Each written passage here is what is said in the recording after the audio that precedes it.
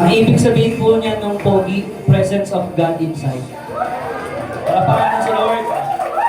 Amen. Lahat naman ng anak ng Panginoon, magaganda at pogi, no? Presence of God inside. Kasi nga, ang presensya ng Diyos ang talagang nagpapaliwanag sa ating mga mukha. Amen. Sa ating mga buhay. No? At katulad ng nasabi ni Pastor Unyo, ni Brother Onyo, yung biyaya ng Diyos, doon tayo nagtitiwala. No? Ang title nito mga kapatid, everybody read. No? Ang title po nito is Lean on Grace. Sabihin mo sa katabi mo, Lean on Grace. Lean on Grace. Ayan. Manalig ka sa biyaya ng Panginoon. Pumanatag ka sa biyaya ng Panginoon. Sino po dito naniniwala araw-araw may nakalaan na biyaya si Lord?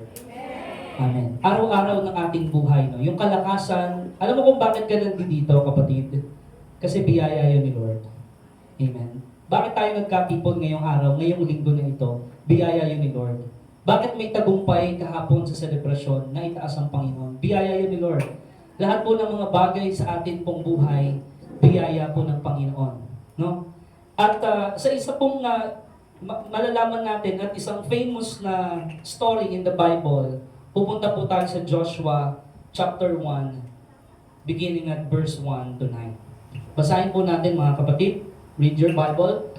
Pagkamatay ni Moses na lingkod ni Yahweh, sinabi ni Yahweh kay Josue, na anak ni Nun, at lingkod ni Moses, patay na ang lingkod kong si Moses. Ngayoy humanda ka at ang buong Israel.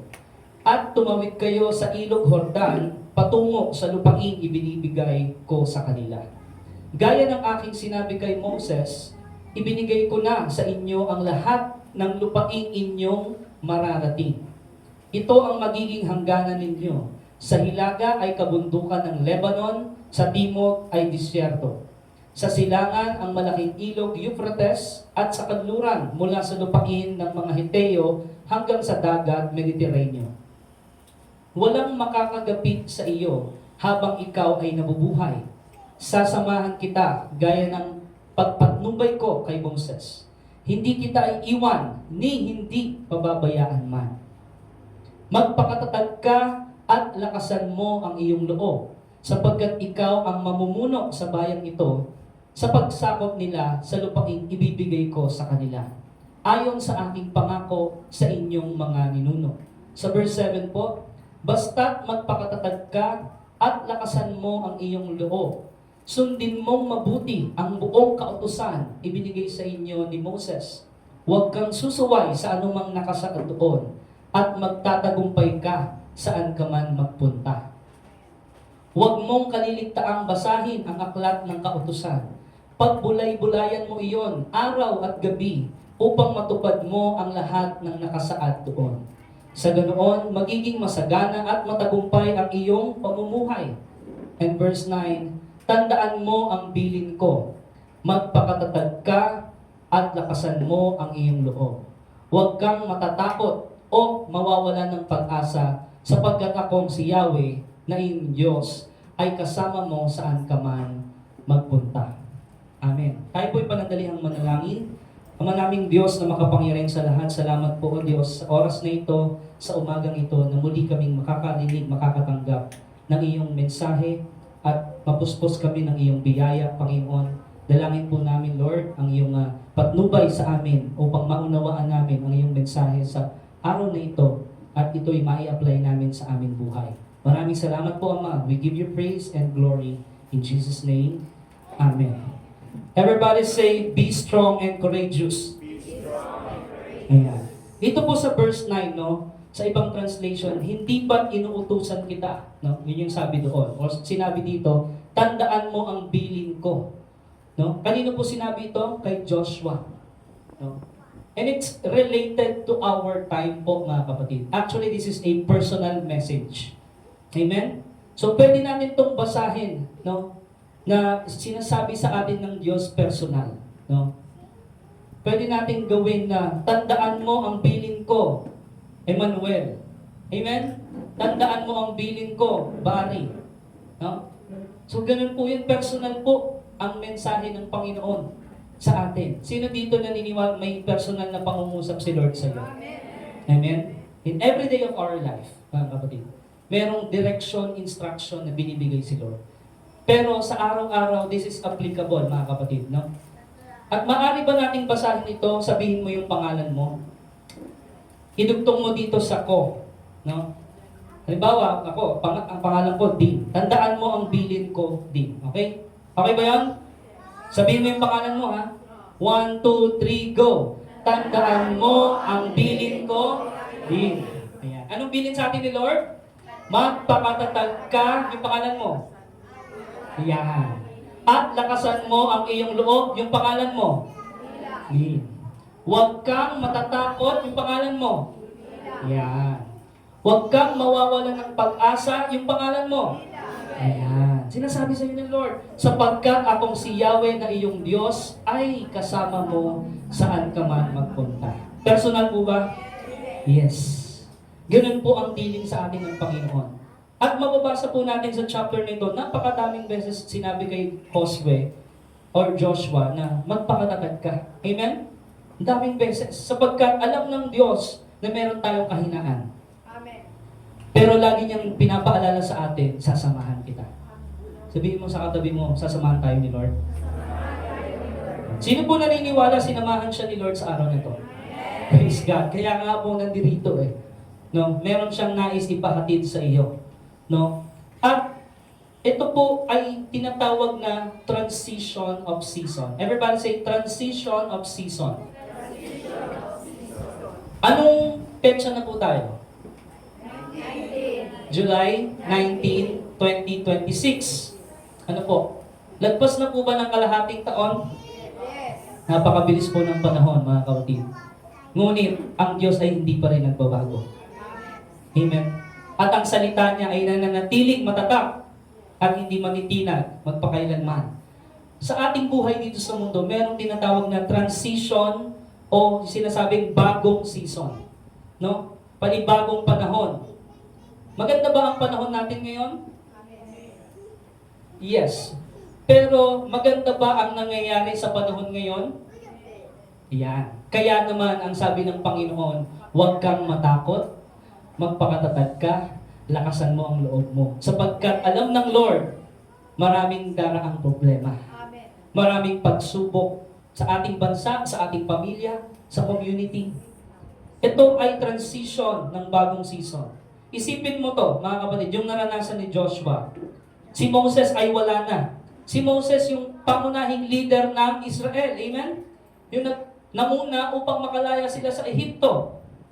Siya ang legendary leader na nagpababa ng 10 salot sa Ehipto. Amen? Isipin nyo, gano'n po katatag na leader si Moses. Grabe, no? Siya yung ginawang leader ng Israel at talagang nagparaan ng salot sa Ehipto. Ano pang ginawa ni Moses? Sino yung naghati ng Red Sea? Si Lord. Sa pamamagitan nino? Ni Moses. Grabe, no? He is very legendary leader. Kahit saang, actually, this is a famous story, no? Yung story ni Moses. Di ba? Yung nahati yung Red Sea. No? Marami pong tao sa mundo nakakaalam nun. Siya po ay naging boses ng Diyos. Amen? Yun si Moses. Pero ngayon, sa panahon ni Joshua, patay na si Moses. No? Paano yung gagawin nila? Nakatingin sila kay Moses. At ngayon, mabigat ba yung responsibilidad ni Joshua? Yes. Kasi grabe yun. Grabe yung legacy na iniwan ni Moses. Mabigat yung leadership. At biglang ipinasa kay Josue. Isipin mo, biglang pinasa sa'yo. Magaan ba yun o mabigat? Yung bigla. Mabigat po yun. Isipin mo, nasa disyerto, approximately 2 million people, pangungunahan mo. Amen? Yung ilang katao nga lang, di ba? Masakit na sa ulo. Paano pa yung million tao?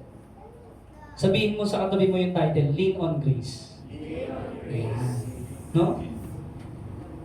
Grabe yung pressure nung nararamdaman ni Joshua. Alam na alam natin yan. Baka na-feel din natin to sa buhay natin. Sino dito naka-feel nung mabigat na responsibilidad? Amen. Alam niyo po, sa amin naman, alam niyo po yung background namin. No? Simula nung kami bata, no? We are on survival mode. No? Because we came from a broken family and we need to survive. Amen? Mabigat yung responsibility. Pero dahil sa biyaya ng Diyos, Yes. Napagtagumpayan. yun po ay napapagtagumpayan. No? Katulad mo, kapatid, pumapasok tayo sa panibagong season. Hindi habang panahon, estudyante ka. Mga estudyante, wave kayo sa akin. Amen? Yan. Hindi habang panahon, estudyante kayo. Magbabago ang season. Amen. From elementary, naging season ay high school. And then from high school, naging season niya ay college na, no? At iba-iba po ang season, pero yung biyaya ng Diyos hindi nagbabago. No? Halimbawa, graduate ka na, pumasok ka sa isang bagong trabaho na feeling mo under-experience ka. Sino dito nakaranas nun, no? Yung pumasok ka sa isang gawain or trabaho na wala kang kaalam-alam. Ang bigat ng responsibilidad nun, amen? Yung talagang nangangapa ka. Amen? Yung naalala mo yung natuto kang mag-bike o mag-drive. Diba? Sa una ba, anong nararamdaman mo? Nakakatakot eh. Tama? Nakakakaba. No? May pinagdadaanan ang pamilya mo. Diba? Family crisis. Sino nang daan ng family crisis dito? Mabigat ang responsibilidad. Tama mo ba? Family crisis ng pamilya mo. At ikaw bigla yung kailangan mag-step up. Ako talaga nakaka-relate ako dito eh. No? Kasi ako yung pinakaunang nag-step up or nagtrabaho sa aming pamilya. And of course, yung mga unang taon ng aking pagtatrabaho, talagang ano po yun, punong-puno ng utang. Kasi nga, 5 kaming magkakapatid, no? Tapos yung nanay ko, yung aking ATM, nakasanla po yun, hindi po ako sumusweldo. Every sahod, ang natatanggap ko lang doon sa pinagkakautangan ko, yung baon ko lang. No? Hanggang sa lumipas ang taon at nagbago yung season, natubos ko yung ATM ko. At naging buo na yung sahod ko. Naranasan ko ng sumahod after 2 or 3 years ata yun, nung graduate na si Celine at si Camille. Amen? So mabigat yung responsibilidad. Amen? Yes. Ganun yung naramdaman ni Joshua at marami sa atin ganun ang nararanasan. Yes. Lalo na nasa third world country tayo, Pilipinas. Amen? Third world country tayo. No? Sabihin, mahirap na bansa. Pero naniniwala ka ba na kaya ng biyaya ng Diyos na iangat ka sa gitna ng mahirap na bansa? Yes. Amen? Sino dito naniniwala kaya kang iangat ng Lord sa gitna ng mahirap na bansa? Amen. Praise God. No? Ganun po yung naramdaman ni Joshua. May pinapagawa si Lord sa iyo ngayon. Feeling mo, Lord, hindi ko kaya. Sino yung ganun? Lord, di ko kaya to ah. Mukhang mabigat yung responsibility. Amen? Binigyan ka ng assignment sa church or binigyan ka ng assignment ni Lord sa pamilya mo. Or sa anumang lugar. Binigyan ka ni Lord ng assignment sa ospital. Binigyan ka ng Lord ng assignment sa barangay or sa community, kahit saan man. Sa school. Mabigat po ba? Yes. Pero ano yung sinasabi ni Lord? Tandaan mo ang bilin ko. Magpakatatag ka. Tama, hindi mo kaya. Kapatid, sino dito inaamin niya hindi niya kaya kung wala si Lord? Amen. Yes. Totoo naman, di natin kaya magtagumpay kung wala ang Panginoon. No? Kaya ang sinasabi sa atin, tinuturo sa atin dito, yung sa buhay ni Joshua, kung paano maging matapang. Everybody say courage. Yan. Maging matapang sa gitna ng matinding pagbabago. Dahil ang panahon po ay pabago-bago. Change is constant in this world. Maraming magbabago, di ba? Malapit na 2027, ang bilis lang eh, no? At marami na namang mga mangyayari. Alam natin, lalo na nandito tayo sa last days. Amen. Maraming matinding pagbabago. Hindi natin alam kung ano yung next, di ba, na mangyayari. Pagsabog ng bulkan, lindol, taggutom, di ba? Doon nga sa may parting Europe, grabe yung init, ang daming namatay, di ba? Strong heat, di ba? Yung mga dating hindi binabaha, binabaha na. Even in Middle East, amen? Ang daming pagbabago ng panahon. Pero ano po yung bilin ng Panginoon? Basahin mo. Magpakatatag ka at Lakasan mo ang iyong loob. Ano pang sabi niya? Huwag kang matatakot o mawawala ng pag-asa. Sapagkat akong si Yahweh na iyong Diyos ay kasama mo saan ka man magpunta. Amen. Glory to God. Praise the Lord. Anumang panahon, anumang sitwasyon, kung magtitiwala ka sa Panginoon, ang biyaya niya ay sapat para ikaw ay magtagumpay. Amen. Amen? Tatlong bagay, mga kapatid, na dapat nating alalahanin kapag tinawag tayo ni Lord. When God calls us to step out in faith. Everybody say, step out in faith. Amen? Mga Kristiyano, nabubuhay sa pananampalataya. Amen. Step out in faith. Point number 1. God's presence is your ultimate guarantee. Read. God's presence is your ultimate guarantee. Anong kasiguraduhan mo sa buhay sa panahon ng pagbabago? Pabago-bago ang panahon. Lumalala, di ba, ang kriminalidad. Lumalala ang kasamaan sa mundo. Ano ang ating katiyakan? Ano ang ating guarantee? Walang iba kundi presensya ng Diyos. Presensya ng Diyos. The Holy Spirit, no? God's presence is your ultimate guarantee. Kaya sinasabi ang katotohanan, sabi ni Lord kay Joshua, kung paanong sinamahan ko si Moses, sasamahan ko rin ikaw. Sabi niya kay Moses, the calling of God is always backed by the presence of God. Kapag tinawag ka ng Diyos, kapag may pinagawa sa iyo si Lord, sigurado kasama mo si Lord. Amen. Ang blessing po, mga kapatid, walang iba kundi ang presensya ng Diyos. Kahit saan ka pang magpunta, kahit anong panahon, kahit anong sitwasyon, basta andun ang presensya ng Diyos, magtatagumpay ka. Glory to God. No? Yun po ang sinasabi, God's presence is your ultimate guarantee. Basahin natin yung verse 5. No? Joshua chapter 1. Ulitin natin yung sinabi ni Lord kay Moses. Sinabi ni Yahweh. Sabi doon, walang makakagapi sa iyo. Ibig sabihin, kumbaga sa New Testament, if God is for us, who can be against us? Walang makakagapi sa iyo habang ikaw ay, everybody say assurance. Praise the Lord. Higit pa ito sa anumang insurance. Amen? Assurance of faith. Habang ikaw ay nabubuhay. Tingnan mo nga yung katabi mo. Buhay ba yan sa Spirit? Buhay ba yan kay Jesus? Amen? Habang ikaw ay nabubuhay, walang makakagapi sa iyo. Kahit anong tanikala, kahit anong tangka, kahit anong plano ng kaaway, hindi magtatagumpay. No weapon formed against me shall prosper. Sabi ng salita ng Diyos. Dahil anong sabi niya? Sasamahan kita. Everybody say presence of God. Sasamahan kita. Gaya ng patnubay ko kay Moses. Hindi nagbabago si Lord. Lahat ng tinawag niya, lahat ng makikita mong character in the Bible, yung tumugon sa panawagan ng Panginoon, ay sinamahan niya. Hanggang sa katapusan ng buhay ng taong yun. Yes. Hindi kita iiwan, ni hindi pababayaan man.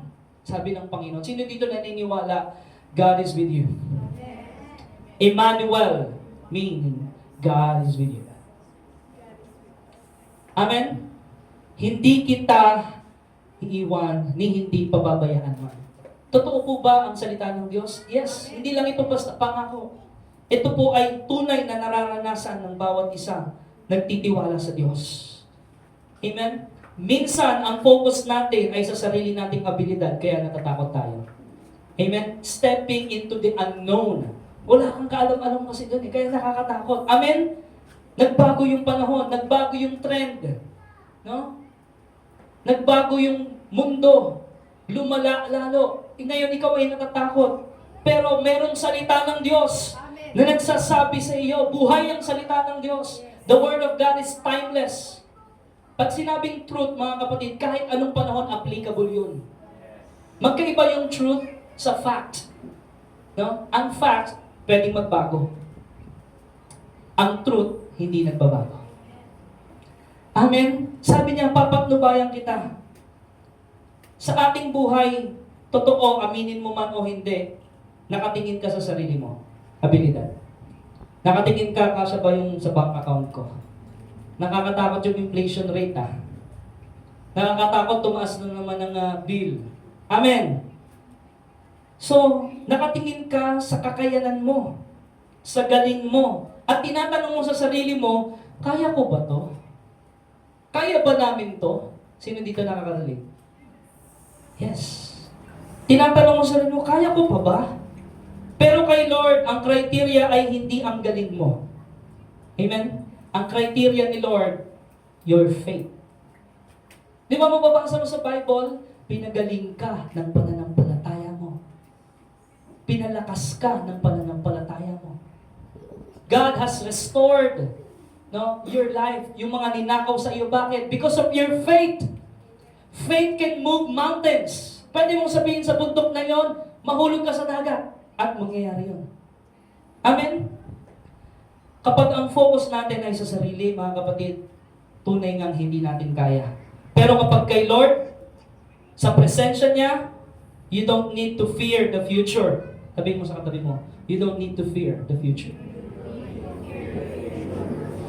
Because God is already there. Amen.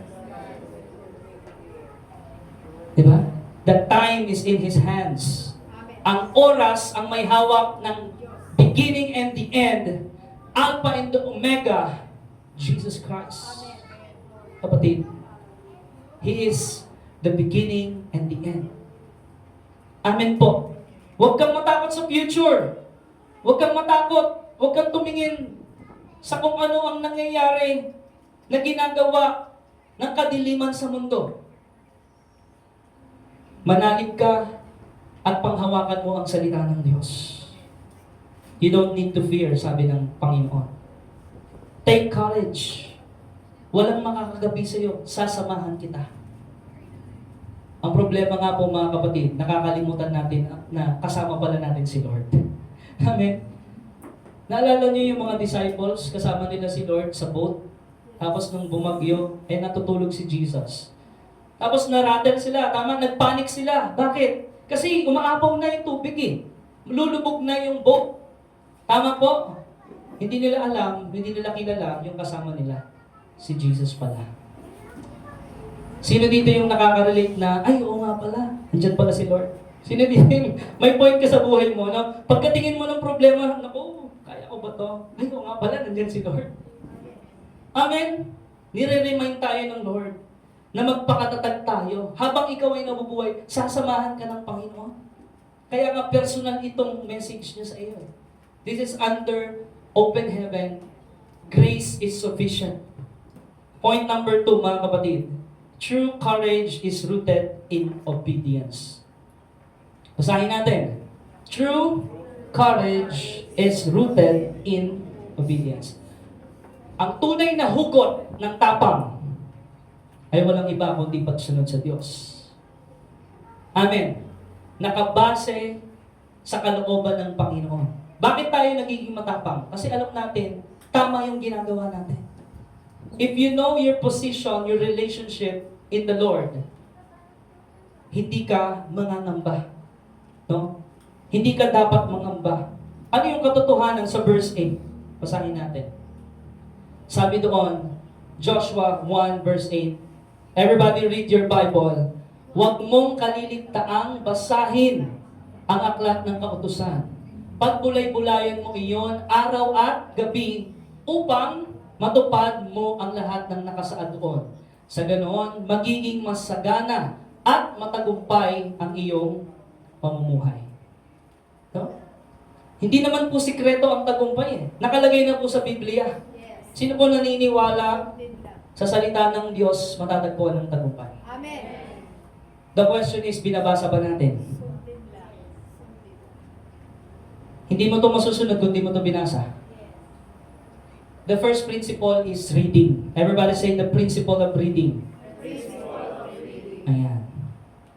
Kung hindi mo nabasa, masusunod mo ba?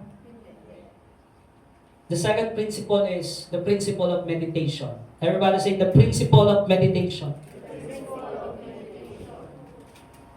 At kapag nabasa mo na, napagbulay-bulayan mo na, doon ka palang makakasunod. That's 3 steps. Amen. Inimbento ko ba yon? Basahin ulit natin. Huwag mong kaligtaang reading ang aklat ng kautusan. Pagbulay-bulayan mo yon araw at gabi, meditation, upang matupad mo ang lahat ng nakasad doon. Sa ganon, magiging masagana at matagumpay ang iyong pamumuhay. Amen? Meron pa palang isang principle, nakalimutan ko. The principle of listening. Sabi ng salita ng Diyos, no, our faith cometh from hearing and hearing by the Word of God.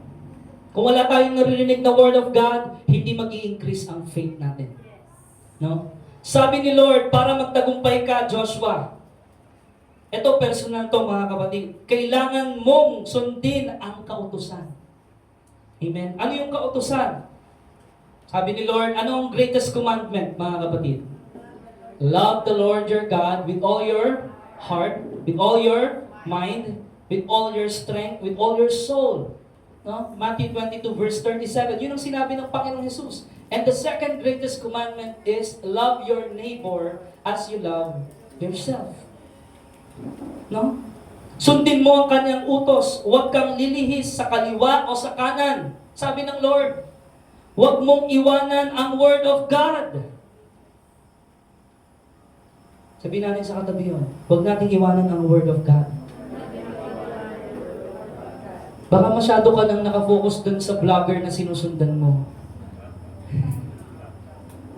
Baka masyado ka nang nag-tune in doon sa influencer sa social media na yun ang laging pinapakinggan mo. Na para bang yung social media influencer na yun, kapag nagsalita, gospel truth na. Kapatid, huwag mong iwanan ang Word of God. Huwag mong iwanan. No? Kaya, you need to beware. Sinabi mo yun sa Bible, in these last days, mag-ingat kayo. Diba? Maraming mandaraya, maraming manlilinlang, maraming bumuboses sa paligid. Pero ang sinasabi ng Diyos kay Josue, nung transition of season na, huwag mong kaligtaan ang aking salita. Huwag mong kalimutan ang Word of God. No? Huwag mong kalimutan yung pagpa-Bible study. Yung personal devotion mo. Huwag mong kalimutan ang prayer. Huwag mong kalimutan yung simbala, yung family altar. The fire of the Holy Ghost. Huwag mong kalimutan si Jesus. Amen? Kahit ma-achieve mo na, nandun ka na sa tugayog ng pangarap mo, na-achieve mo na, yun talagang pinapangarap mo, huwag mong kalimutan ang Word of God. Huwag mong kalimutan na ang tagumpay ay nanggagaling sa Panginoon. Huwag mong kalimutan yun. Bulay-bulayan mo lagi na ang araw na to ay biyaya ng Diyos. Sapat sa bawat araw. Amen? Ang tunay na tapang, mga kapatid, ay hindi ibig sabihin na wala kang takot. Meron tayong nararamdaman eh. Amen? Si David nga, hari na eh. Sabi ni Haring David, when I am afraid, I put my trust in you. And I will be still and know that you are God. Amen? Matapang ba si David? Grabe, ang daming gera na ng si Goliath niya eh, sinagupa niya eh. Sipin mo, around 9 feet, 9'6" tall, no? Goliath, tapos si David, ano lang eh, pagkaka-describe sa kanya ng Bible, maliit na tao lang si David eh, no? No? Pero, makisig, no? Tsaka pogi, tingnan yung sa harap. Parang ganyan, pero medyo malayo pala. Pogi means presence of God inside, no? Baka sabihin niyo si Pastor, oh, nag-aangano ng bangko, nag-aangat ng bangko sa sarili niya. Hindi po, pag presensya po ng Diyos ang pinag-uusapan, kapatid, tagumpay ka na. Hindi pa nagsisimula yung gera, yung laban, tagumpay ka na agad mo.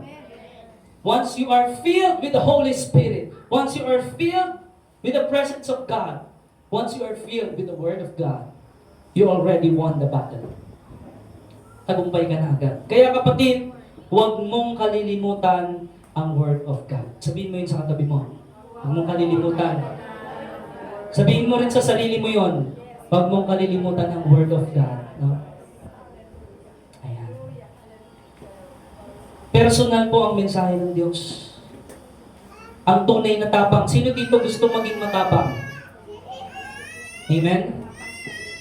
Hindi sa alak nakukuha yung tapang, ha? Sa Word of God. Amen? It means doing what God told you to do even when you are afraid. No? Do it afraid. Kahit nakakatakot, basta may utos, may pinagawa sa'yo si Lord, gawin mo. Amen? Kahit parang hindi mo kaya, si Moses po, bulol po siya eh. Sino po nakakalam nun, no? Yes. Hindi siya marunong mag-articulate, hindi niya marunong i-deliver yung words kay Pharaoh ng tama.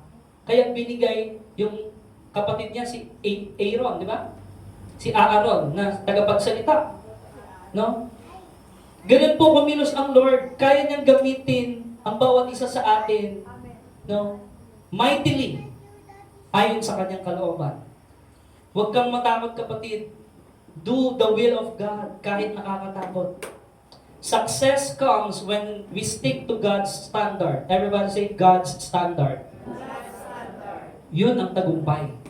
Pag sinunod mo yung standard ni Lord, yung righteousness, sabi ng Matthew 6:33, seek ye first the kingdom of God and His righteousness, and all these things shall be added unto you. Wala pong pagkukulang ang tagumpay mula sa Diyos. Hindi standard ng mundo. Ang sabi ng Apostol Pablo, Romans 12 verse 2, do not any longer conform to the pattern of this world. Meron kasing standard ang world. Amen? Huwag kang kumumporme doon, sabi ng Apostol Pablo, by the power of the Holy Spirit. Ang sabi niya, be ye transformed by the renewing of your mind. Mabago yung ating isip. So you can do the will of God. So you can know the perfect will of God. Amen? Kaya mga kapatid, yun yung courage na tinatawag. Yung tapang natin ay nanggagaling sa Word of God. Dahil may pangako si Lord, alam mo na kahit parang hindi mo kaya, alam mo kaya. Sabi ni Apostle Paul, Philippians 4:13, I can do all things through Christ who gives me strength. Tama ka, kapatid, hindi mo kaya, pero kaya ni Lord. Amen. You can do it because Christ will give you strength. No? Yung nasa harapan mo, napakalaking problema. Napakalaking pagsubok. Di ba? But you can do it because Jesus Christ will give you strength. Amen. The Lord shall give you strength. Amen? Kaya nga meron tayong ilustrasyon, mga kapatid, no? Sino nakakaalam nung yung artist, no, sa circus, yung ganito? No? Ang tawag po dyan, trapeze artist. Diba? Yun po. At napakadelikado po nung ginagawa niyan. Tama? Kasi merong paghawak at merong pagbitaw. Dapat may natututo tayo sa principle na yon. Yung paghawak at pagbitaw. Pag sinabi ni Lord, bitawan mo, bitawan mo. Tama? Pag sinabi ni Lord, panghawakan mo, panghawakan mo. Tama po ba? Yun po yun. Pag sinabi ni Lord, anak, bumitaw ka. Pag narinig mo yung pangungusap ni Lord, bitawan mo yun. Iwanan mo yun kung ano man yun. Amen? Parang isang trapeze artist. No? Isipin niyo yung trapeze artist sa circus, yung mga sumasayaw at tumatalon sa ere habang nakahawak sa mga tali, no? Para makalipat yung trapeze artist mula sa isang bar papunta sa susunod, kailangan niyang gawin ang isang napakahirap na bagay. Ano yon? Kailangan niyang bitawan ang kasalukuyan niyang hawak. Ulitin ko, kailangan niyang bitawan ang kasalukuyan niyang hawak. Kasi transition of the season, amen? Habang buhay ba, hawak mo yung dede ni Isakar? Darating yung araw, si Isakar, hindi niya nahawak yung bote niya. Ang hawak niya na yung kutsara, tinidor. At makakakain na siya ng tuloy-tuloy na solid. Amen. No? Pero alam niyo po ba, nakakalungkot, kahit mga Kristiyano, maraming Kristiyano, hawak pa rin yung bote ng gatas. Amen? Hindi nila mabitawan. No? Basahin ulit natin, Joshua. chapter 1, verse 8 to 9. Everybody read your Bible. Thank you, Brother Carl. Sige po, 1, 2, 3, go! Huwag mo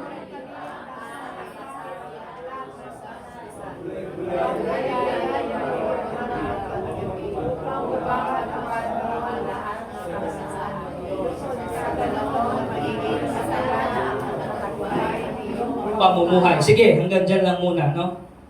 So, kailangan mong bitawan yung kasalukuyan mong hawak. Transition of the season. Habang nasa area yung trapeze artist, doon sa split second, everybody is split second, wala siyang hawak dahil kailangan niyang bumitaw. Naroon yung takot. Amen? Nakakatakot bang bumitaw? Yes. Kung titingin siya sa baba, nakakahilo. Mataas po yan eh. Amen? Pero bakit nagagawa pa rin nilang tumalon at bumitaw ng may tiwala? Amen? Dalawang dahilan. Number 1, they trust the catcher. Everybody say, trust the catcher. Magtiwala ka doon sa sasalo. Bumitaw ka at magtiwala ka doon sa sasalo. Pag sinabi ni Lord, bitawan mo na yan, it's time to change. The season is changing. You must be mature. Amen? Tayo'y dapat sumunod. At magtiwala tayo dun sa catcher. Sino yung sasalo? Si Lord. Amen? Alam nila nung mag-partner, no, ng trapeze artist. Alam nila na may partner silang sasalo sa kanila sa tamang oras. There is a safety net. Everybody say safety net. Yeah. Sabi ng salita ng Diyos, under His wings we find refuge. We are safe. Amen. Alam nilang kahit magkamali sila sa safety net, no? Kahit magkamali sila, meron namang safety net sa ilalim na sasalo sa kanila para hindi sila mapahamak. Amen? Ibig sabihin, kahit nakakatakot, lahat doon sa paligid nila, kahit mahulog sila doon, safe. Amen po mga kapatid. Ito po yung nilalarawan ng salita ng Diyos sa atin. Merong season na gusto ng Lord mag-move forward ka, mag-mature ka, meron kang kailangang bitawan. Amen. Para mag-mature ka in your spiritual life, meron kang kailangang iwanan. Ba? Sabi ng salita ng Diyos, get rid of all bitterness. Diba? Alisin mo yon. Yes. Yung mga inggit, Yes. yung mga pait. Amen? Yung pagtatanim ng galit, alisin mo lahat yon. Bitawan mo yon. Magpatawad ka. Amen? Yun yung sinasabi ng Panginoon. No? And then, pag binitawan mo na yon, the Lord will catch you. Yes. Amen. And He will deliver you to a new season of life. Na kung saan, pangako ng Diyos naroon, mararanasan mo. Yes. Amen? Dahil po, almost all the law of God ay meron pong kalakip na pangako. Halos lahat ng inutos ng Panginoon, may kalakip na pangako yan. Yes. Amen. Alam niyo yung Jeremiah 29:11? Yes. For I know. Sino yung nakakaalam? Si Lord. Alam mo ba mangyayari sa future? Hindi. Si Lord, sabi niya, alam ko, sapagkat alam ko, for I know the plans I have for you, declares the Lord. Yes. Hallelujah. Diba? Plans to prosper you, to give you a hope and a future. Not to harm you, amen? Not to harm you, but to give you hope and a future. Who holds your future? Amen. Jesus. Hallelujah. By faith we believe, and by faith we receive Amen. the blessings from God. No? At mga kapatid, ang Lord ang nakakaalam ng future. Siya ang may hawak ng future. Amen?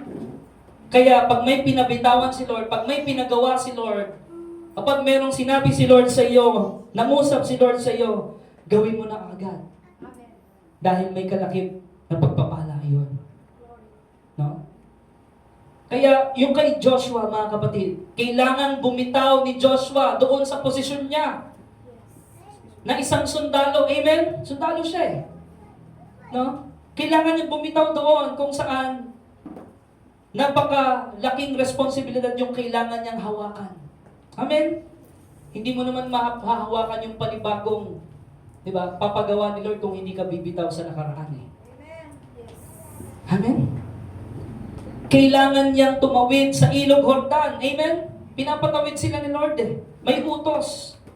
Yun ay literal na leap of faith. Kailangan nilang tumawid doon. Katulad nitong artist na ito. Si Lord ang ating catcher. Kapag sinabi niyang bumitaw ka sa takot. Huwag kang matakot. Sinabi ba ni Lord John? Yes. Bitawan mo yung takot. Kahit nararamdaman mo yung takot, bumitaw ka doon. Amen po. Sinasabi ng Panginoon, bumitaw tayo sa past. Bumitaw ka sa nakaraan. Amen. Bitawan mo na yung nakaraan. Do not dwell in the past. Para makasunod ka sa Kanya. At ang pangako niya, anak, merong safety net. Bumitaw ka at ako ang sasalo sa iyo. Sabi ng Joshua chapter 1 verse 5, the Lord is the catcher, the Lord is the healer, the Lord is the provider. Sabi niya, walang makakagapi sa iyo. Habang ikaw ay nabubuhay, sasamahan kita. Basta bitawan mo na yung nakaraan.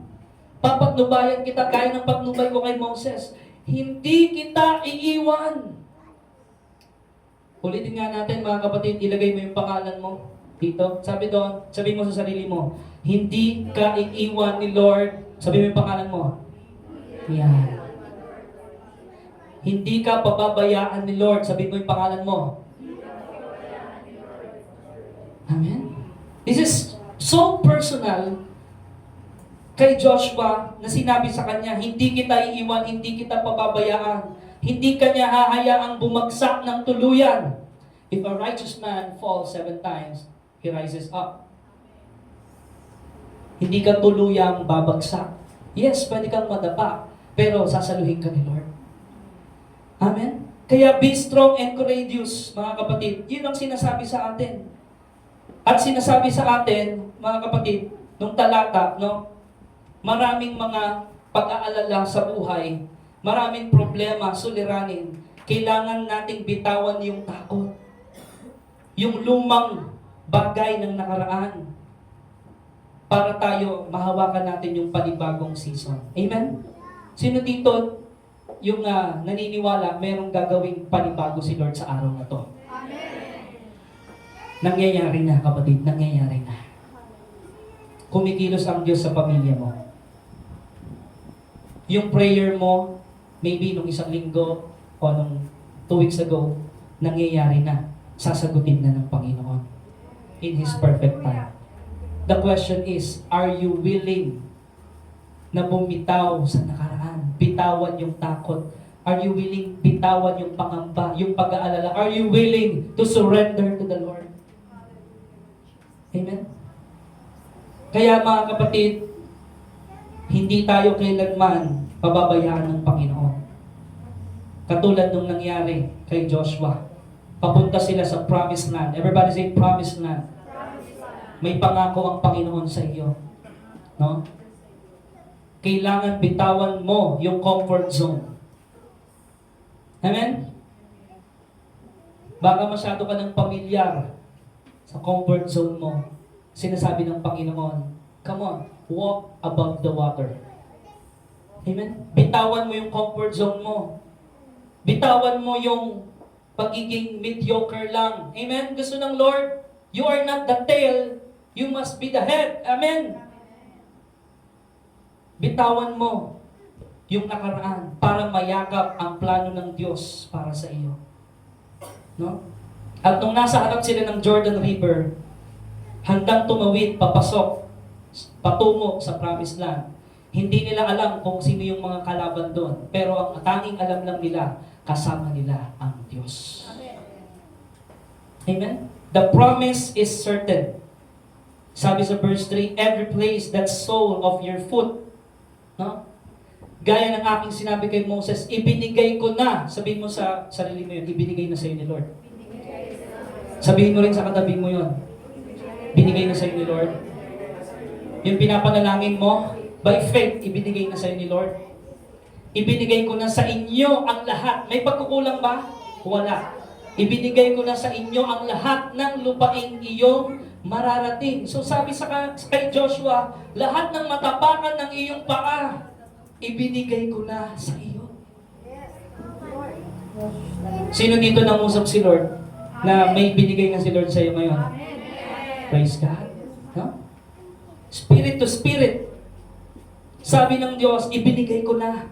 Pag sinabing ibinigay ko na, past tense, present tense, or future tense? Hallelujah. Matatalino talaga mga taga-DOCGM. Pag sinabing ibinigay ko na, nakalaan na yun eh. Sa'yo na yun eh. I-claim mo na, kapatid. By faith. It's yours. It's yours. Do not doubt the Lord. Huwag kang magduda sa Kanya. Bitawan mo yung takot, bitawan mo yung pangamba. Sa Kanya ka lang umasa. Binigay niya na oh. Binigyan ka niya ng talento, binigyan ka niya ng lakas, binigyan ka niya ng talino, ibinigay na lahat ng pangangailangan mo. The question is, nagtitiwala ka ba sa Kanya? Yun doon nagkakaroon ng pag-delay eh. Sapagkat nauuna yung takot kaysa pagtitiwala. Kapatid, piliin mong magtiwala sa Diyos araw-araw. Amen. Araw-araw kang magtiwala sa Kanya. Araw-araw kang manalangin sa Kanya. Araw-araw kang magpasalamat sa Kanya. Na meron kang kingdom mindset, na yung mindset mo, ibinigay na sa akin to ni Lord. Itong araw na ito is araw ng pagtatagumpay. Itong linggo na ito, linggo ng pagtatagumpay. Kahit ganito nangyayari sa ating bansa, alam natin tayong mga anak ng Diyos ay patuloy na magtatagumpay sapagkat ang presensya ng Diyos ang sasama sa atin at walang makakagabi sa atin.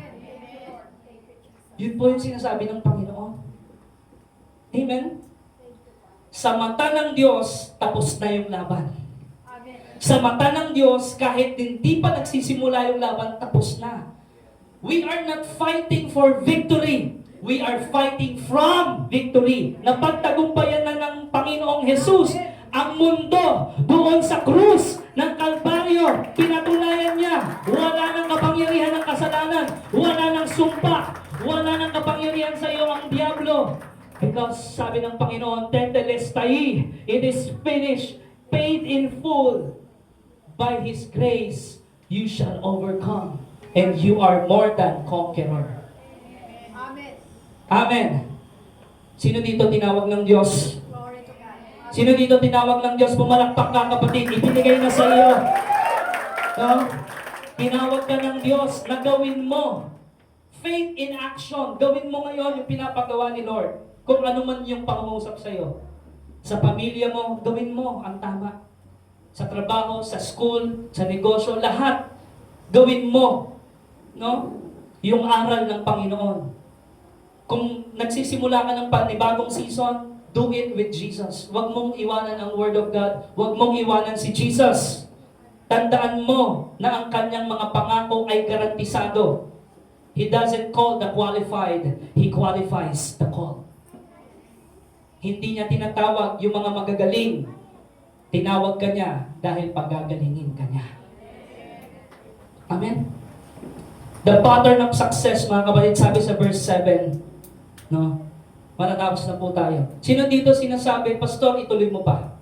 Amen. Hallelujah. Praise the Lord. Basahin natin, read your Bible. Basta't magpakatatag ka at lakasan mo ang iyong loob. Sundin mong mabuti ang buong kautosang binigay sa iyo ni Moses. Huwag kang susuway sa anumang nakasaad doon at magtatagumpay ka saan ka man magpunta. Kaya mahalaga po yung alam natin yung Word of God. Paano po magtatagumpay? Hindi sa pamamagitan ng mas matatalas na espada, sabi kay Joshua. Hindi sa mga paraan ng mundo. Hindi sa pattern of this world para magtagumpay ka. No? Hindi sa sarili mong strategy. Strategy ka nga ng strategy kung wala naman si Lord. Hindi wala din. Amen? So, ang sikreto po ay ang salita ng Diyos. Sabi ng Diyos, huwag mong ihiwalay sa iyong mga labi ang salita niya. Meditate mo yun. No? Huwag nating hanapin ang tagumpay sa diskarte ng mundo. Yung mga instant. Amen? Hindi diskarte ng mundo yung itinuturo ng salita ng Diyos.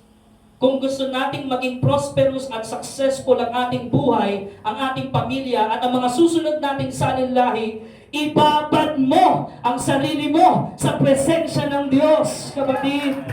Amen. Magtanim ka na ngayon. Amen. Halimbawa, nagtanim ka ng durian ngayon. Tutubo na ka ba agad yon? Mamumunga na ba agad? Hindi. Pero darating ang bunga. Diba? Basta't magtanim ka. Sabi Lord, huwag kang mapagod gumawa ng mabuti. Amen. At sa tamang panahon, you shall harvest.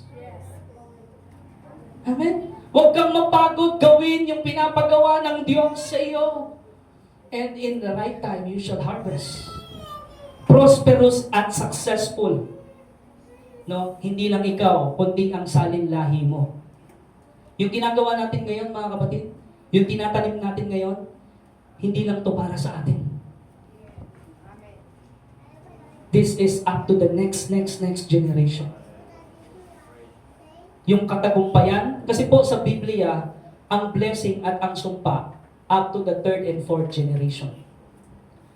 Pag sinabi doon, huwag kang susuway, kasi masusumpa no? Pati yung pamilya, huwag kang susuway.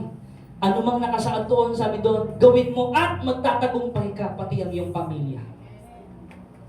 Makikita mo yun, kasi kapatid, napaka-totoo ng pangako ng Diyos. Doon nakasulat ang totoong blueprint ng buhay. Ang blueprint ng buhay, wala sa mundong ito. Hindi mo matatagpuan sa mundong ito. Ang blueprint ng buhay nakasaad sa salita ng Diyos. Amen. The presence of God is constant. Basahin ulit natin yung verse 9. The presence of God is constant. Hindi nagbabago. Tandaan mo ang bilin ko sa iyo.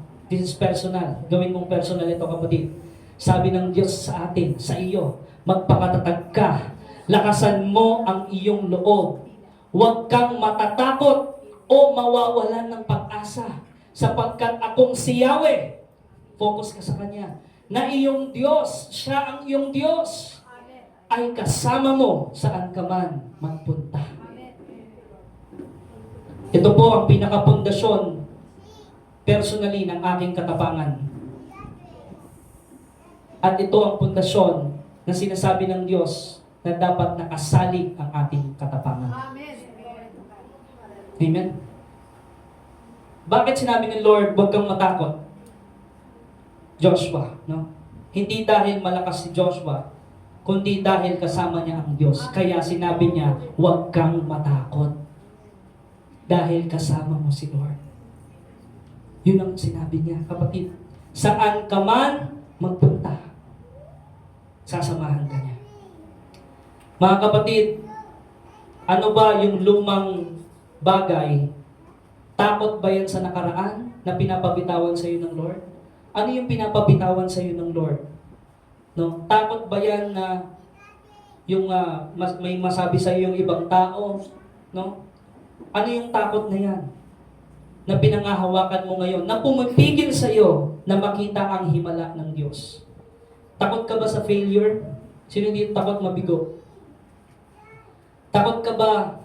Meron bang nag-hunt down sa iyo from the past? Hinahunting ka ba ng nakaraan mo, ng trauma? Diba? Meron mga ganun na-trauma ka sa nakaraan, hindi ka makausad. Sabi ng Lord, bitawan mo anak. Yes. Hallelujah. Andito ako, sinasamahan kita. Amen. No?